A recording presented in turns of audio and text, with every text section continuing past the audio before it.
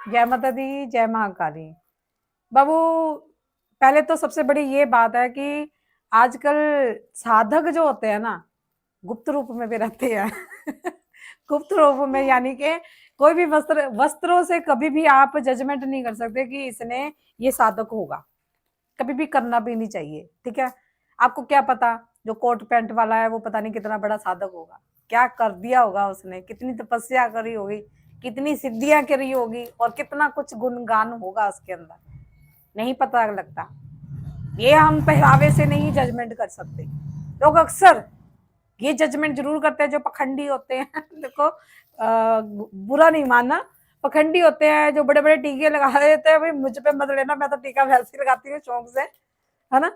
टीका लगाने का ये मतलब नहीं है इतनी इतनी माला धारण कर लेंगे और ये वेशभूषा ऐसी हो जाएगी। आजकल आप ये देखो, जटाएं भी आर्टिफिशियल बनने लगी है ना।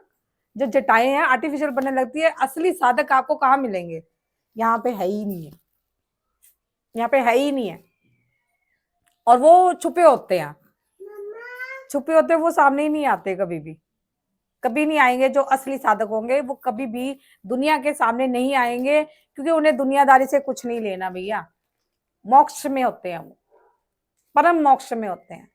और जो आजकल के साधक है, और मैं ये कहती हूँ कि जो आजकल के साधक है, कभी भी पहनावे पे मत जाओ, बवंडर पे मत जाओ। ये सब बवंडर होता है। तो उसकी चेतना पहचानो, उसकी भाव पहचानो कि वो क्या सच में है। हम लोग तो आवाज से बता देते हैं कि इसके बोलने का ढंग कैसा है, ये साधक होगा, ये साधु होगा, है ना।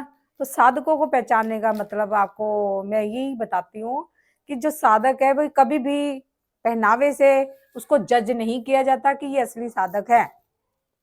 डोंगे भी बहुत घूम रहे हैं भाई, प्रभु का नाम लेके। अभी कुछ दिन पहले डोंगी एक बाबा जटा वाला मेरे पास आ गया, बेटी चाय बना दे, तो मैंने चाय पिला दी। जब उसको मैंने चाय पिला दी तो वो कहने लगा, जी मैं माता पे जा रहा हूँ, मुझे क्या दे दो जी, मुझे पैसे दे दो, 1100 रुपए दे दे, किराया नहीं है मेरे पास।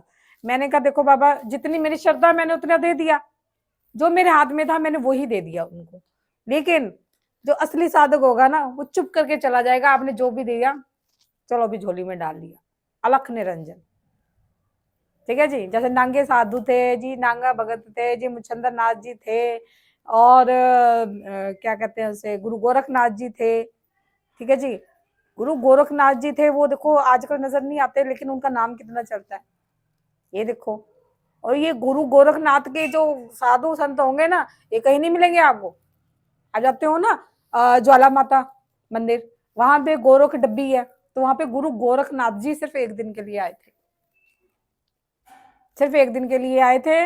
उन्होंने माता रानी को ये कहा था कि माता ज्वाला को कि ऐसे करो, खिचड़ी खिचड़ी बनानी थी। तो कहते मैं इकट्ठा करके लेके आता हूँ चावल, माँ भी आप खिचड़ी तैयार करो मेरे लिए। तो जहाँ पे जैसे गोरख डिब्बी होती है ना, जहाँ पे पानी उबल रहा है, लेकिन वो आज भी ठंडा है, आज भी वो ठंडा है। आप जाके देखो वहां पे ज्वाला माता पे, जहाँ आपने देखा ही होगा कि गोरख डिब्बी पे, वहां पे जाके गोरखनाथ के सब चेले रहते हैं, नाम चलता है उनका, गोरख डिब्बी कहा जाता है। लेकिन वो साधु सच्ची सच्ची साधु होते हैं, और बाकी जो बवंडर होते हैं वो तो बस ऐसे ही होते हैं। साधु वही होगा, इसे किसी से मोह लालच माया नहीं का जो कुछ नहीं होगा, कभी भी किसी चीज से मोह नहीं होगा, ना तो दुनिया से, ना पहरावे से, ना दुनियादारी से, ना खाने से, ना पीने से। वो सिर्फ अपनी मस्ती में अलख निरंजन रहेगा, बम बम बोले, हर हर महादेव, कभी आपसे कुछ मांगेगा नहीं। तो साधना भी बहुत तरह की होती है, बहुत प्रकार की होती हैं। आप किस प्रकार की साधना कर रहे हो, किस प्रकार के साधुओं को ढूंढ रहे हो। असली साधु तो आजकल कहीं नहीं मिलेगा भैया। वो तो आपको कैलाश पर्वत जाना पड़ेगा, या फिर अमरनाथ जाना पड़ेगा, या फिर केदारनाथ जाना पड़ेगा। बहुत से साधु बैठे हैं ऐसे, या फिर जी काशी विश्वनाथ जाओ। हरिद्वार में भी बहुत डोंगी बहुत डोंगी बैठे हरिद्वार में। गुस्सा मत होना जी, मैं कभी साधु प्रताड़ना मेरे खिलाफ खड़ी हो जाए, ये मैं वैसे कह रही हूँ कि सच में जो सच में साधु होंगे वो नहीं मिलेंगे आपको, लेकिन ढोंग ज्यादा मिलेगा बच्चा।